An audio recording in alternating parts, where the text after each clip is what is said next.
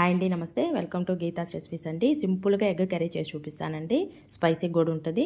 కొద్దిగా మిరియాలు, జీలకర్ర, సోంపండి ఇవన్నీ దూరగా వేయించుకొని పక్కన పెట్టుకున్న తర్వాత అందులోనే ఎండుమిర్చి, దాల్చిన చెక్క, ఒక యాలక, గుప్పెడు కరివేపాకండి వేసేసి మిక్సీలో పట్టేసుకోవాలండి. చల్లారిన తర్వాత మిక్సీ పట్టుకోవాలి. ఒక కడాయి పెట్టుకొని 2 ఆనియన్స్ని చిన్న చిన్న ముక్కలు కట్ చేసి వేసుకొని అందులో కూడా కొద్దిగా అల్లం పేస్ట్ వేయాలండి. ఆ తర్వాత టమాటో ప్యూరీ కూడా వేయాలి. ఇది కలిపేసి ఒకసారి మూత పెట్టేసుకుందాం. పైకి ఆయిల్ వచ్చిన తర్వాత చూడండి, ఇప్పుడు మసాలా చేసుకున్నాం కదండి, అది ఇందులో వేసేయాలి. ఒకసారి కలిపేసుకున్న తర్వాత వాటర్ పోసుకోవాలండి. తగినంత వాటర్ పోసుకోవాలి. మనకి ఎంత క్వాంటిటీ కావాలో అంతే పోసుకోవాలండి. పోసుకొని సాల్ట్ వేసేసి కొంచెం ఇలా బాయిల్ అయిన తర్వాత ఎగ్స్ నేను ఒక 5 తీసుకున్నాను, మధ్యలో కట్ చేసి ఇలా చిన్న చిన్నగా వేసేసుకోవాలండి. ఒకసారి కలిపేసుకుందాం.